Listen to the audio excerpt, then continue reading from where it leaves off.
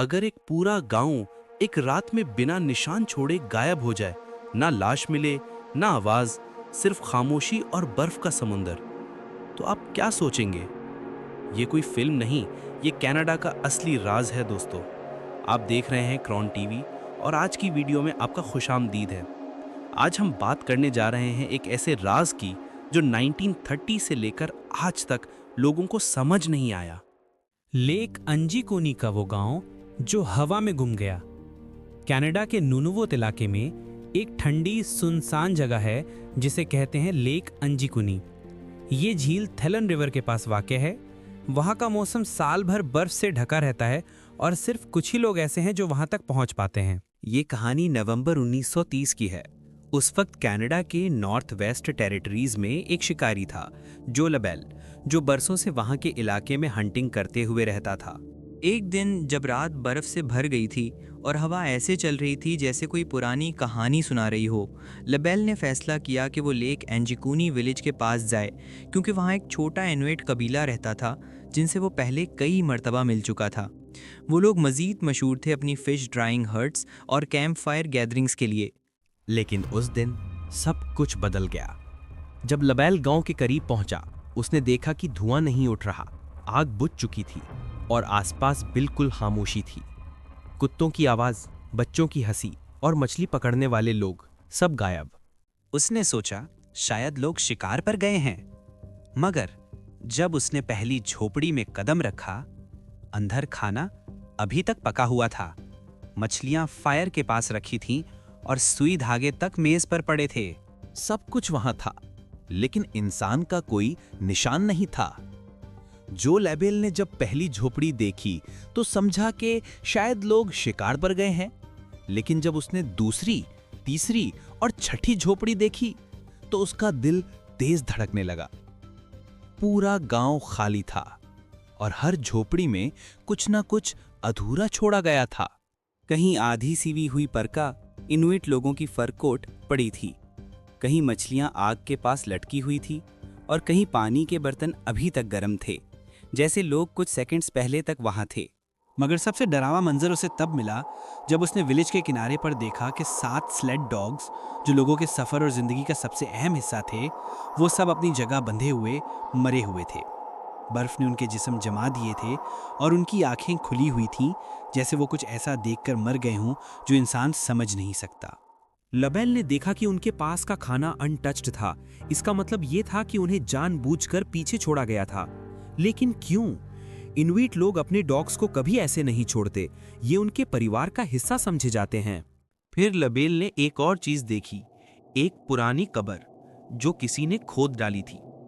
पत्थर के घेरे अभी तक ठीक थे। इसका मतलब ये काम इंसान ने किया था, किसी जानवर ने नहीं। लेकिन किसने कब्र खोदी थी और किस लिए? ये मंजर देखकर लबेल का जिस्म कांप गया।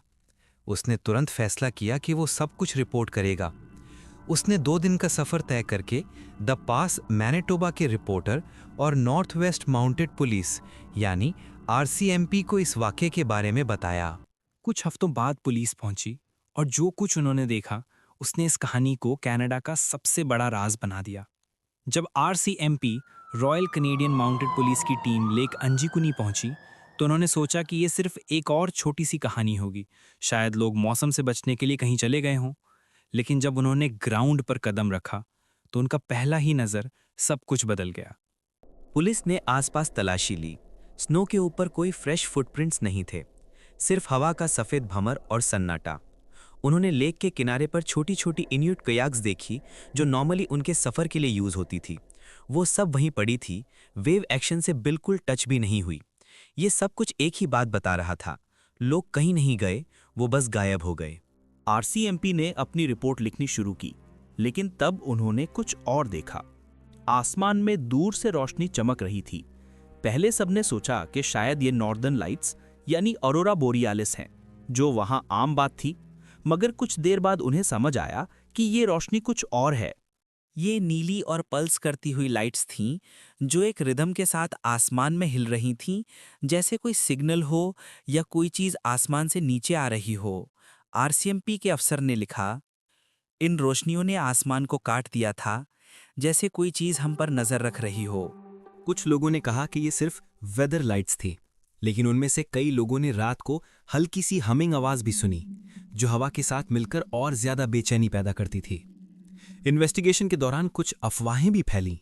कुछ लोग कहने लगे कि उन्होंने आसपास के इलाकों में चमकती चीजें देखीं, और कुछ ने कहा कि आसमान से रोशनी नीचे उतरकर बर्फ के अंदर घुस गई। लेकिन सबसे अजीब बात ये थी कि आरसीएमपी को एक भी जिस्म, एक भी निशान, एक भी ट्रेस नहीं मिला, जैसे पूरा कबीला हवा में घुल गया हो। कुछ महीने बाद जब उन्होंने इन्वेस्टिगेशन बंद की तो उनकी फाइनल रिपोर्ट में लिखा था, गांव को छोड़े हुए कम से कम 8 हफ्ते बीत चुके थे, मगर लोगों के गायब होने का सबब मालूम नहीं हो सका। आरसीएमपी की इन्वेस्टिगेशन बंद होने के बाद भी लेक अंजीकुनी का राज दुनिया भर में घूमता रहा।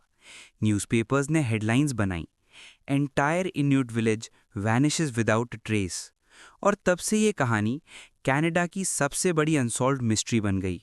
लेकिन कुछ लोगों ने कहा यह कोई आम इंसानी वाकया नहीं था। उन्होंने कहा शायद आसमान से कोई चीज आई थी।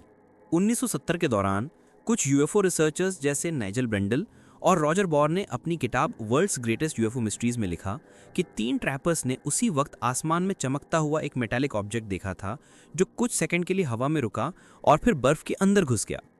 उनका कहना था कि शायद उस ऑब्जेक्ट ने पूरे कबीले को अपने साथ उठा लिया। कुछ ने इसे हिस्ट्री का सबसे बड़ा एलियन अबडक्शन कहा, और जब उन्होंने आरसीएमपी के अफसर की रिपोर्ट में लिखी हुई नीली पल्सिंग लाइट्स का जिक्र देखा तो उन्होंने उसे प्रूफ समझा कि एलियंस ने सच में कुछ किया था। मगर सब लोग इससे मुत्तफिक नहीं थे। कुछ स्केप्टिक्स ने कहा कि ये सब मीडिया का बनाया हुआ झूठ था। उन्होंने कहा कि रिपोर्टर एमेट कैलेहर ने इस कहानी को सेंसेशनल बनाने के लिए एग्जैजरेट किया, और जो लेबेल जो ट्रैपर था उसका रिकॉर्ड ही डाउटफुल था। उसने कभी हंटिंग लाइसेंस नहीं लिया था। आरसीएमपी ने 1931 में ऑफिशियली ये कहकर केस क्लोज कर दिया कि कोई एविडेंस नहीं मिला और कहानी फैब्रिकेशन लगती है। लेकिन सवाल अब भी वही है, अगर कहानी झूठी थी तो फिर वहाँ के वो फुटप्रिंट्स, वो खुली कब्र और वो पल्सिंग लाइट्स किसने देखी? क्या पुलिस ने सिर्फ सब कुछ छुपाने के लिए केस बंद कर दिया, या उन्हें खुद समझ नहीं आया कि उनके सामने क्या था? जो भी सच था, लेक अंजीकुनी आज भी उतनी ही खामोश और डरावनी है जितनी 1930 में थी। बर्फ अब भी उस जमीन को ढक के रखती है, और रात को जब हवा चलती है तो लगता है जैसे कोई गुमशुदा आवाज अब भी पुकार रही हो। कुछ थ्योरीज कहती हैं कि शायद ये पूरे गांव वाले किसी नेचुरल डिजास्टर का शिकार हुए, जैसे सडन टेम्परेचर ड्रॉप या आइस स्टॉर्म, और उनके बॉडीज कभी नहीं मिली। लेकिन कुछ यूफोलॉजिस्ट और पैरानॉर्मल रिसर्चर्स मानते हैं कि ये एलियन अबडक्शन केस था, जहां पूरे गांव को एक एक्स्ट्रा टेरेस्ट्रियल फोर्स ने अपने साथ ले गया। आखिर में ये कहानी इंसान के एक पुराने सवाल को दोबारा जिंदा करती है, क्या हम इस कायनात में अकेले हैं, या फिर लेक एंजीकुनी का गांव इस सवाल का जवाब दे चुका है, अपने वजूद के साथ गायब होकर। अगर आपको हमारी वीडियो पसंद आई हो तो वीडियो को लाइक करें, शेयर करें, और क्रोन टीवी को सब्सक्राइब करना ना भूलिए, क्योंकि हम आपके लिए ऐसे ही और भी राज से भरी कहानियां लाते रहेंगे।